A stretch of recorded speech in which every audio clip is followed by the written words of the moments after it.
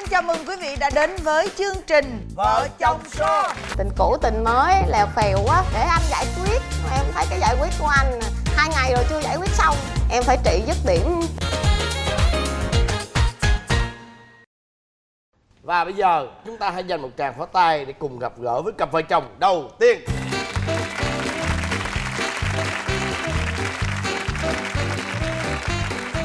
Chào hai em. Dạ. Chào anh chị. Bây giờ xin mời hai người giới thiệu về mình. Em xin chào anh Quốc Thuận. Xin chào chị Hồng Vân. Em tên là Hoàng Phúc Tý. Năm nay em 23 tuổi. Hiện đang là vận viên bóng chuyền. Wow, dẫn đi bóng chuyền. Em hiện ở đâu? Hiện em đang ở thành phố. Thành phố Hồ Chí Minh. Dạ. Thế vợ Tý? Em tên là Dương Linh Yên, năm nay 27 tuổi. Em đang là vận động viên taekwondo.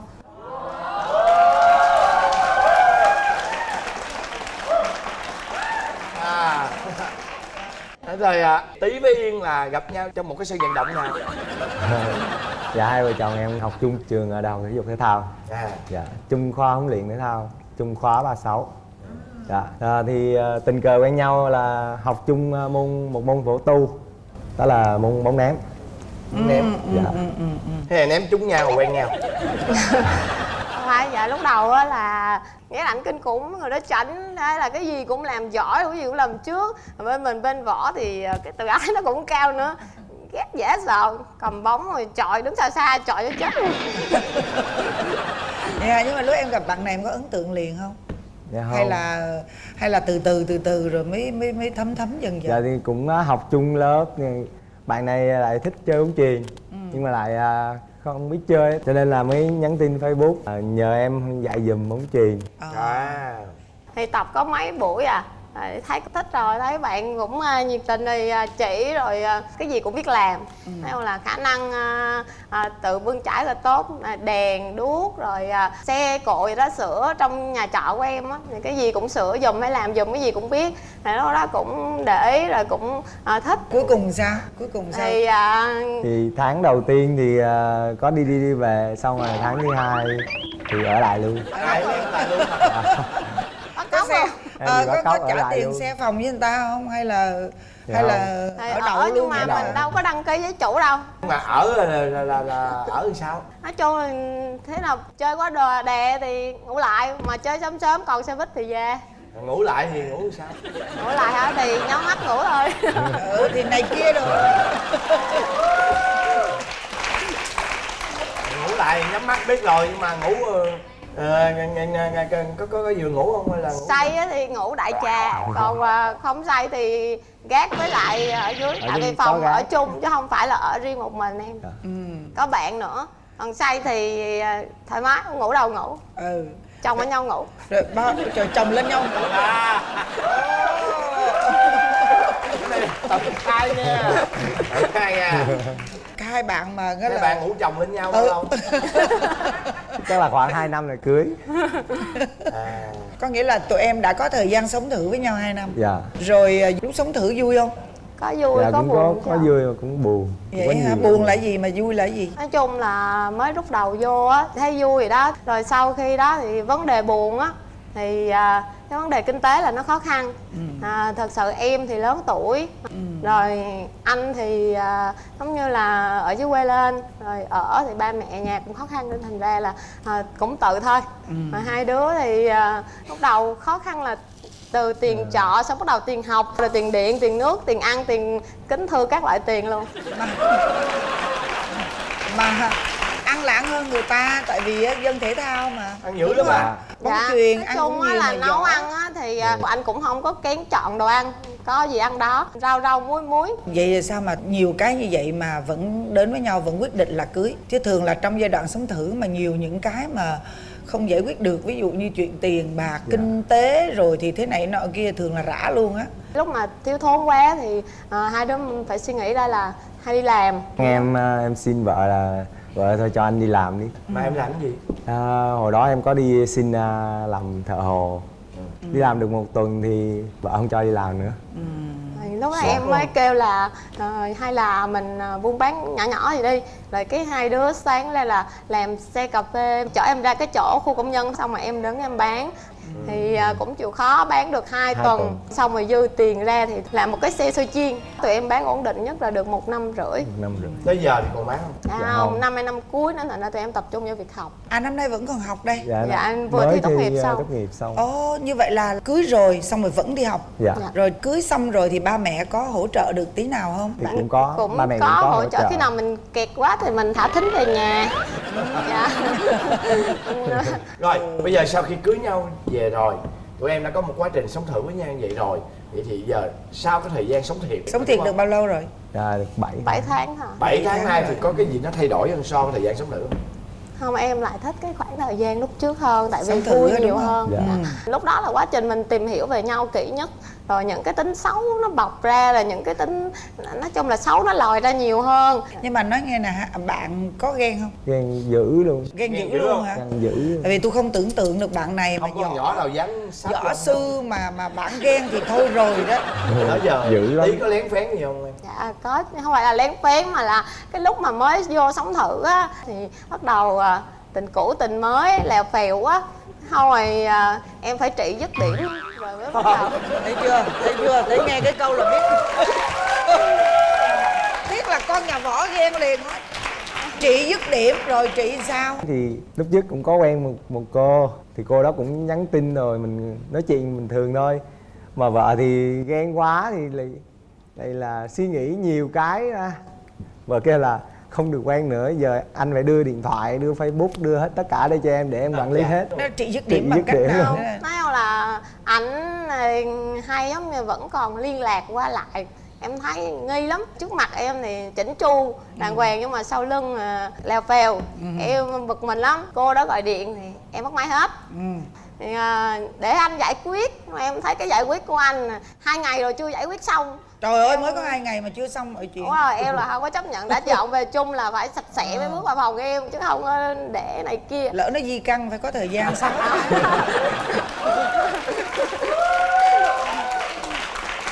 Nói là cái bệnh nào thì cũng có thuốc chữa, không có phải không có. Thì em nói chung là em muốn rõ ràng thôi. Để lấy được tình cảm của em hết, em chăm sóc hết thì phải sạch sẽ hết hoàn toàn. Chăm sóc hết là sao? Nói chung là 100% là con người của em, chứ không phải là dính dáng cái mùi nào của ai cả. Em phải án mùi đi hết rồi, cái mùi của tôi. Thì em chỉ có là không cho nhắn tin ông này kia thôi. Và tất cả điện thoại số của người nhà là em đều cho là số của em hết. Tức là em đã nói với gia đình ảnh, rồi ảnh cũng công khai là con đang ở chung với lại bạn này rồi này kia, rồi mẹ cứ liên lạc qua bạn này.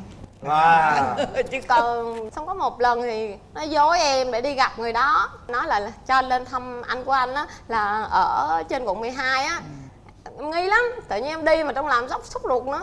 Rồi cái gọi cho 2 cái ông anh ở trên nhà trên kia, hỏi tí có lên đó không? Cái anh kêu đâu thấy tí gì đâu. Trời thiệt em xì khói luôn, nổi lỗ tai lỗ đồ lên hết.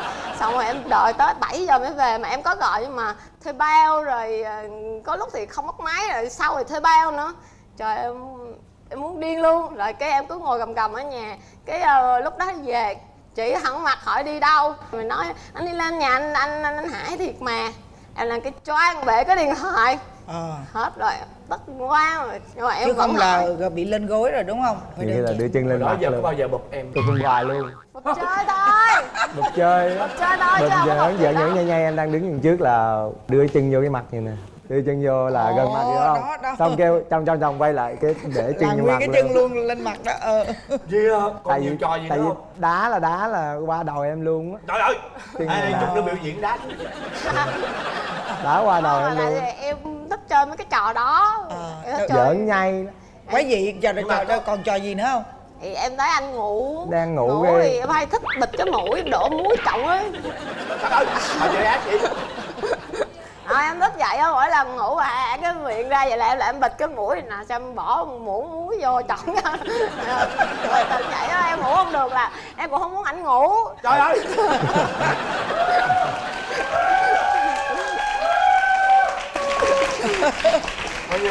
Tại vợ thức khuya á, em đi tập cả ngày về á, mệt á, cho nên ngủ liền. Bà Không lại phải. muốn nói chuyện với mình á, Đúng rồi. mình lại ngủ mất tiêu rồi. Cứ Lại sáng muối. ra mở mắt ra là chẳng thấy đâu hết. Cái tối khuya cái về xong rồi tắm rửa ăn cái gì xong bay ngủ mất tiêu rồi. không bằng ăn gì được á.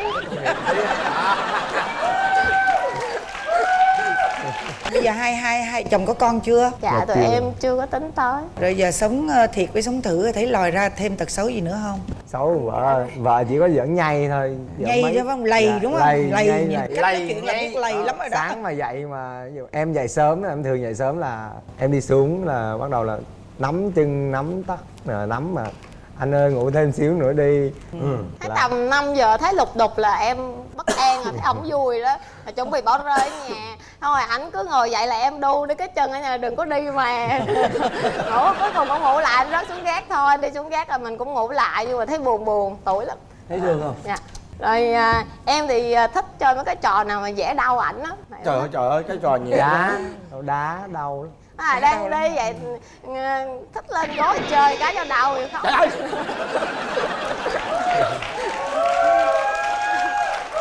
Mà lên gối chỗ nào? Chỗ nào cũng Lên được. chắc lên bụng.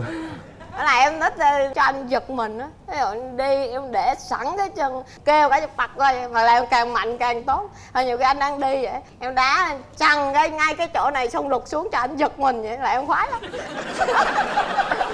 Có lần nào em quạo không? Dạ có nhá, quạo nhiều. Quạo xong rồi Quạo mà có nào sáng bả lại một cái không? Không, Dễ có dám lần đúng không? quạo quá đấm tay vô tường. Thế rồi Tí có tật xấu gì? Tí hả?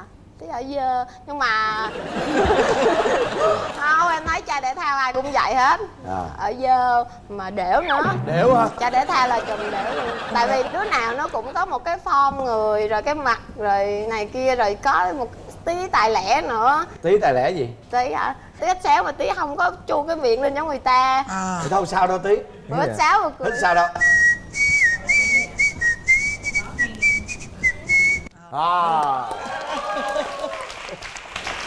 Ví dụ bây giờ cái này mà mình gãy cây răng thì mình đâu cũng vậy à. Tại vì cái này nó không hít bằng cái răng mà nó hít bằng cái lưỡi. Dạ. Rồi bây giờ em mong muốn bà xã mình thay đổi điều gì? Tí Bớt nhây, bớt lời, nấu ăn cho em ăn. Ủa ở đó giờ không biết nấu ăn à? Vợ biết nấu ăn nhưng mà vợ lười lắm. Toàn em nấu thôi. Nhớ nha, bớt nhây nè, bớt lầy nè, nấu ăn cho chồng. Yên tâm đi, có một cục ra là hết nhây với lầy à. Còn vợ sao? Em chỉ mong anh là ra ngoài xã hội thì nói nhiều mạnh dạn hoạt bát hơn chút. Tại anh nhát quá. Nay đăng ký chương trình này cũng lên cho anh trước đám đông rồi anh nói chuyện gì đó thì nó vui thôi. Chứ Hồi nãy giờ quý vị có thấy là Tí phải là người nhút nhát không?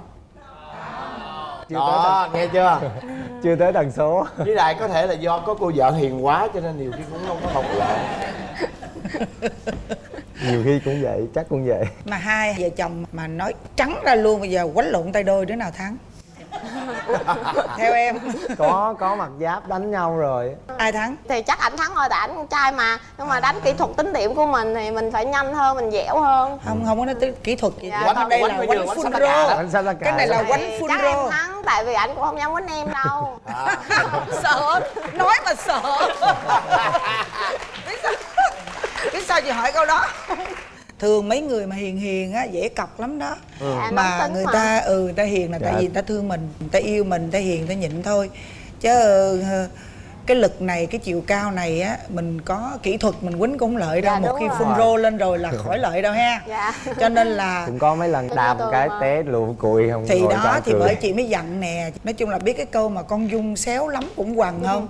Hoặc là không được dồn người ta vào bước đường cùng nghe. Giống như chị dậu là không có được. Đừng xảy ra trường hợp anh bước đường dậu cùng. nghe chưa? Có nghĩa là mình đến mức nào đó thấy đủ là ngưng. Em đâu phải là vợ bán kiến gì đâu mà dữ dằn vậy. Không, nhưng mà nhiều khi á cái tôi của em lớn quá. Dạ. Em thích cho cái cảm xúc em nó đã, nó thăng hoa. Chị nói ví dụ vậy. Bây giờ chưa có bị áp lực nhiều, mới ra trường, mai mốt đi làm áp lực nhiều, công việc. cơm áo gạo tiền rồi con cái rồi á bạn bè rồi xã hội, nhiều khi áp lực nhiều. Dạ. Cái về mình giỡn mình nhây kiểu đó hoài á, cái cơn nó lên làm Nó cái lặt bắt chân. xong cái chồng cũng vợ cũng đâu có dựa, vợ nó quýnh tôi hả? Rồi xong.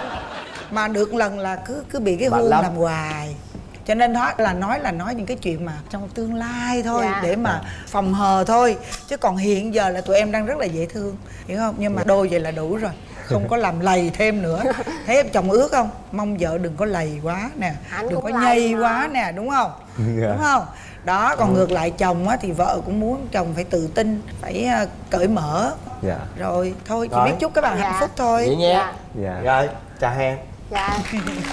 Ví dụ gái hỏi việc làm hoặc không bất kỳ vấn đề gì nói chuyện ngọt ngay à. Còn riêng với em nói chuyện cọc lóc. Mời quý vị dành một tràng pháo tay đón chào cặp vợ chồng thứ hai. Rồi, mời Hèn giới thiệu về mình. Em tên Hoàng Anh Thắng, năm nay là em 34 tuổi. Hiện tại thì em đang làm việc và sinh sống ở Củ Chi, thành phố Hồ Chí Minh. Còn em? Dạ, chào chị Hồng Vân, anh Quốc Thuận, chào quý vị khán giả. Em tên Phạm Bình Như, năm nay em 22 tuổi. Hiện tại thì em đang ở nhà nội trợ và hỗ trợ cho công việc kinh doanh của chồng em. 22 tuổi, này Dạ. 34. Dạ, Lớn nhỏ với nhau có con giáp à? Đúng không? dạ đúng rồi. Dạ đúng rồi. Tụi em cưới nhau lâu chưa? Dạ, gần được 1 năm rưỡi rồi. Thắng và vợ của mình là gặp nhau trong trường hợp nào? Em với ảnh gặp lần đầu tiên là cách đây 6 năm rồi. Lúc đó là ảnh tham gia đội văn nghệ của trung tâm huyện cho ảnh thì em mới vô. Vậy thì lúc mới vô đội em không có để ý gì, tại ảnh trên là tuổi quá, nhìn đứng tuổi, lúc đầu vô em tính kêu bằng chú nữa. Nhưng mà tại thấy mấy bạn bằng tuổi kêu anh, với em mới kêu bằng anh. Với lại lúc đó ảnh có gia đình rồi nên em cũng không có để ý gì tới. Dạ, ảnh có gia đình với lại con ảnh nay cũng 11 tuổi rồi. Dạ. Thì lúc đó em vô em cũng không có để ý gì tới, thì chỉ như anh em bình thường, ít nói chuyện lắm mà. Cái thời gian sau này, cái lúc ảnh chia tay vợ ảnh rồi thì 1 năm mấy sau cái hai anh em cái kết nghĩa anh em thân nhau vậy, cái cứ nhắn tin qua lại thì ảnh buồn vui rồi ảnh cũng tâm sự với em vậy. Cái em thấy cũng mến mến nhưng mà chỉ là xem anh em bình thường thôi. Rồi cái đợt mà tháng 8 năm 2015 á, là anh cả em bên Mỹ về thì nhà tổ chức chuyến đi chơi thì mẹ em mới ngỏ lời rủ anh này đi chơi, tại mẹ cũng mến thì mẹ hướng tình cảm cho em quen. Trong quá trình đi ra ngoài thì cái bữa mà gần về ảnh có ngỏ lời với em đang đi chơi với nhau ngoài chợ đêm Đà Lạt. Ảnh kêu em gái, cái em dòm ảnh, cái ảnh nói làm bạn gái anh nha. Trời, em gái ơi, làm bạn gái anh nha. Em hết hồn đúng không? Dạ em hết hồn luôn. Tại vì nha. thật ra lúc đó là trong em là chưa nghĩ gì. Dạ vậy? chưa nghĩ gì, với em cũng không thích lắm vì tại lý do là anh có gia đình rồi, còn em thì mới lớn nên em không có nghĩ gì hết. Rồi sau chuyến đi đó về nhà, mấy ngày sau cái nhà em tổ chức tiệc chuẩn bị tiễn anh em về nước á, thì mẹ em rủ ra chơi. Cái do nghe ảnh hát cái bài vì đó là em cảm động mới quen. Ủa nhưng mà em mến cô này từ lúc nào? Nói chung thì lúc trước thì em có gia đình rồi, cũng không có để ý gì mấy. Nhưng mà em được cái may mắn đó là sau khi mà chia tay với vợ cũ á, thì lúc đó em buồn lắm. Thì em thuê một cái nhà, sống một mình vậy đó. Cái bắt đầu là mẹ vợ của bé mới lại cũng ghé chơi mấy lần đó, nên mẹ vợ thương nên là cũng muốn hướng tình cảm cho em, nên là hai dì cháu cứ ngồi cũng nói chuyện tâm sự. Tại lúc đó thì em cũng mặc cảm tự ti lắm, không có nghĩ là một người trẻ như vậy là mình có thể là cứ làm vợ được, nên là thấy một việc may là như vợ em nói là đi mỗi chuyến đi du lịch đó thì bày tỏ tình cảm. Vậy em có muốn nói gì với mẹ không? Có muốn cảm ơn mẹ không? Để bộc lộ cái lòng biết ơn của mình với mẹ đi. Dạ, cũng như chương trình hôm nay trước mặt mọi người thì con cũng bày tỏ tấm lòng của con. Thì cũng rất cảm ơn mẹ. Thứ nhất là thương con cũng giống như con ruột trong gia đình vậy. Thứ hai đó thì vun vén để mà con cưới được một người vợ thật là tuyệt vời và giúp đỡ con trong việc nuôi con gái của con, và luôn theo dõi, động viên và khích lệ để vợ chồng con luôn vui vẻ và hạnh phúc tới bây giờ. Đó thì bây giờ hỏi thiệt bạn là bạn có yên tâm và bạn hạnh phúc với cái gia đình mới của bạn không? Dạ em rất là yên tâm mà. Dạ. Còn em Còn thì em? sao? Em hạnh phúc không? Dạ có. Sở dĩ Vân hỏi câu hỏi này là vì Vân muốn chia sẻ một chút xíu với lại các bà mẹ đang xem truyền hình. Thực ra thì thường á là mẹ thương con, không muốn con gái mình phải bị là cái gọi là cái người thứ nhì. Nhưng mà rõ ràng trong trường hợp này thì hoàn toàn không phải như vậy. Mẹ thấy cái bạn này là người tốt, hoàn cảnh của người ta không quyết định bất cứ một cái nhân cách nào của người ta hết. Chỉ biết bạn này cho dù bạn có gia đình rồi nhưng bạn là người tốt. Thì là mẹ thấy được cái điều đó, mẹ muốn định hướng cho con gái mẹ thì rõ ràng bây giờ là bạn có một cái gia đình rất là yên ấm hạnh phúc. Thấy cái cách mà Người chồng lo cho vợ từ lúc mà bước lên như vậy là biết ở nhà được chồng cưng lắm đúng không? Dạ. Ủa như vậy thì là con của em hiện giờ là ở với ai? Con riêng của em đang ở với mẹ của bé. Vậy thì em và con của chồng em đã bao giờ gặp nhau chưa? Cũng có thấy nhưng không bao giờ tiếp xúc nói chuyện à. Dạ cũng ít lắm. Nói chung là không có nói chuyện, nhưng mà em thì về vấn đề đó thì bình thường thôi. Mấy dịp lễ rồi em cũng hay khuyên ảnh là về thăm, mà dẫn nó đi ăn đi uống đồ để không nó thiếu tình cảm tội. Tại vì trường hợp em thì trước đây cũng vì vậy, hoàn cảnh em thì em cũng không có sống chung với ba từ hồi nhỏ, có mình mẹ nuôi ba anh em thôi nên em cũng hiểu. Vậy hả? Em có muốn nhân cơ hội này em nói điều gì với vợ em về cái chuyện tình cảm với em với con em không? Em cũng mong muốn là ước sao là cô cháu là có thể gần gũi nhau hơn, đi chung với nhau hoặc là ăn chung với nhau một cái nào đó thật là vui vẻ, thì đó là một điều tuyệt vời. Chỉ mong vợ em hiểu thôi. Thì ở đây á, mình cứ cho đi rồi mình sẽ được nhận lại hết. Và nếu thực sự em yêu chồng em thì em phải giải tỏa cho chồng em việc này. Mình hãy coi con của chồng mình giống như là con của mình vậy đó, thì mình sẽ nhận lại được ở chồng mình á 100 lần hơn như vậy. Cái đó là chị nói nghiêm túc ha. Thì chị nghĩ rằng là cái ước muốn của chồng em nên thực hiện, em chủ động thực hiện. Anh ơi, em thấy tuần này vậy nè, anh đón con về đi, ví dụ vậy, cho đi chơi, cho hai anh em nó chơi, không mất một cái gì, em chỉ có được thôi, em không bao giờ mất cái gì hết. Nói chứ 22 tuổi mà ông bà mình nói là gì, cơm chưa no lo chưa tới, mình là hơn người ta tới một con giáp lận. Thành ra là có những cái em phải nỉ non em nói để cho vợ em hiểu cái điều đó. Mà cô này cái mặt cô rất là phúc hậu, chị đã nhìn mặt cổ với cái suy nghĩ của cổ. Con nít cái tuổi của em á là chị chưa biết cái gì luôn á, lúc đó là đi học ở trong trường á là cà tơn á, chưa biết gì đâu. Cái cách mà chia sẻ của em á, anh cảm nhận được em rất là hiện đại. Đó, cho nên chị nghĩ là em là người chủ động làm cái điều đó, em sẽ thấy tâm hồn mình nó thoải mái lắm. Tức là chồng đừng áp đặt cái chuyện này, chuyện đó là tự nguyện của em. Khi nào em cảm thấy tình cảm em vừa đủ để làm điều đó, em chủ động em làm. Không bắt buộc em là ngày mai, ngày mốt hay ngày kia, đừng như vậy. Để trái tim mình nó điều khiển. Ok, nha. Cứ làm thử đi. Đã là số 10 trong mắt chồng em rồi, bây giờ làm cái đó nữa cái là thành 20 luôn nha. Rồi, bây giờ về ở với nhau thì là có nhìn thấy những cái điều xấu ở nhau chưa? Có nghĩa là bây giờ nói thẳng ra luôn.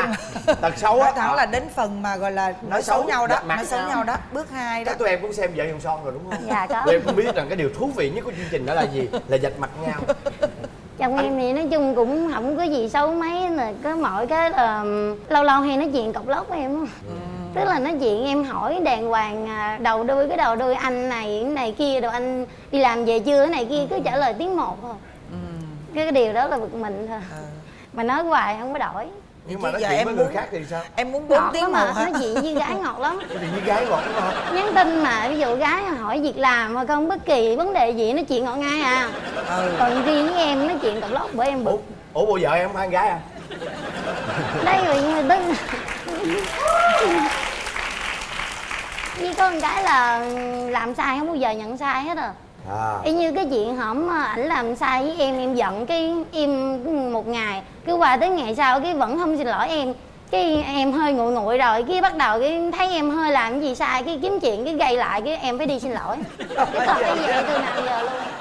Tại chú nghĩ chú lớn rồi đó. Dạ. Rồi chú tự nhiên người lớn đi sĩ diện Mà giờ quá mình làm đi. đúng hay làm sai gì cũng không xin lỗi hết. Lì lắm. Chú lì quá chú ơi. Thế em kể. Trời, khán giả đề nghị về xin lỗi đi kìa. Chú phải nhường bé chứ, trời ơi bé nhỏ tội nghiệp, bé nhường bé. Chút nữa là sẽ xin lỗi sao được không? Dạ. Nói chung bà xã em á thì rất là tuyệt vời về mọi mặt. Có cái vợ em cũng nhỏ nên vô tư quá. Em chỉ có yêu cầu về cái vấn đề mà bớt vô tư là một chút xíu thôi. Ví dụ như á, đợt đó có mấy đứa em của em á lâu ngày gặp nhau qua chơi, em thì em đi làm, em nói ở nhà tiếp mấy đứa em rồi cho ngon lành nghe chị hai. Nghe em nói là lúc đó là vợ em á tuy nhỏ nhưng mà vai lớn là ấy, em đi em cũng yên tâm. Cái bắt đầu là đi cái em về thấy khách thì ở nhà đang nấu nướng rồi, ở nhà tự làm mình, cái hỏi chị hai đâu, Nói em tới có chút xíu, cái chị hai đi đâu rồi. Cái đầu là em gọi điện cũng không được, đợi mãi tới về cái hỏi ủa em đi đâu mà lâu quá, để mấy đứa nó ở nhà, không có ai ở nhà hết mà em còn đi nữa. Nói, em đi siêu thị chơi. Vô trọng chơi thủ đó. hay gì á?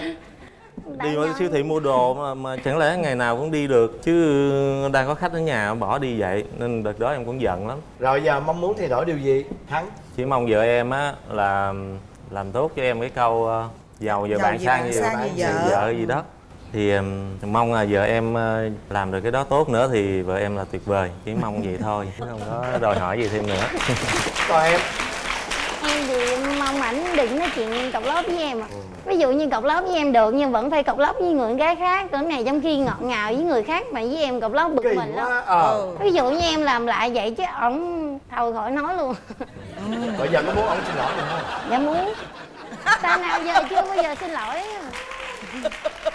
Xin lỗi em, ngàn lần xin lỗi em. Rồi đứng Xin lỗi.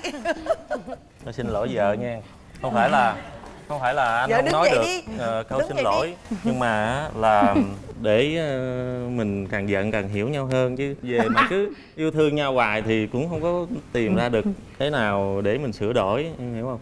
Nên là thôi, có nhiều lúc cũng muốn nói lắm nhưng mà nó khó nói sao á, chứ không phải là anh không nói được.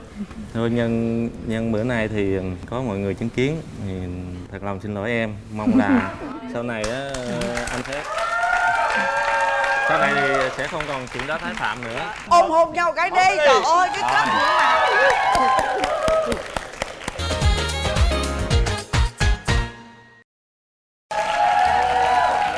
Và bây giờ là phần kiểm tra hữu ý và bốc thăm may mắn.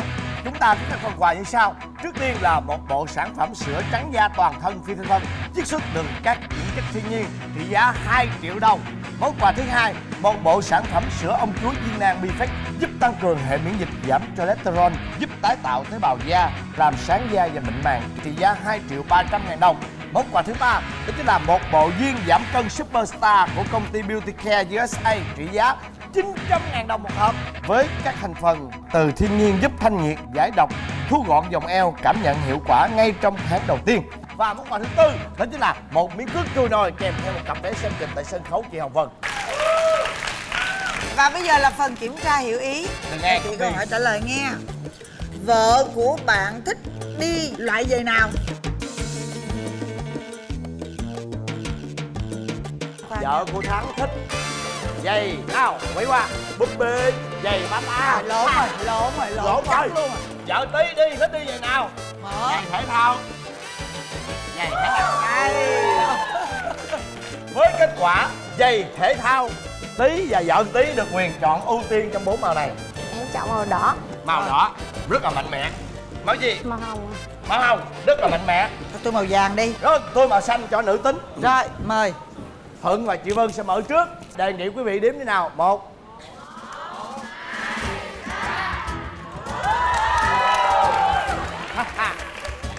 Đề nghị hai cặp vợ chồng mở nào. 1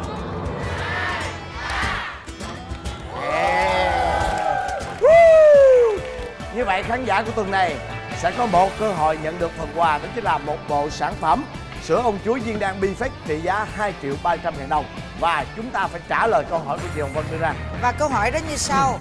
Cặp vợ chồng thứ nhất làm nghề gì? A. Vận động viên. B. Huấn luyện viên. C. Giáo viên thể dục. Và câu thứ hai, có bao nhiêu người trả lời đúng giống như bạn đó. Chương trình Vợ Son, chúng tôi xin nói lời tạm biệt. Và chúng ta sẽ gặp lại nhau hàng tuần vào tối Chủ nhật lúc 22 giờ trên kênh HTV7 với chương trình Vợ chồng son.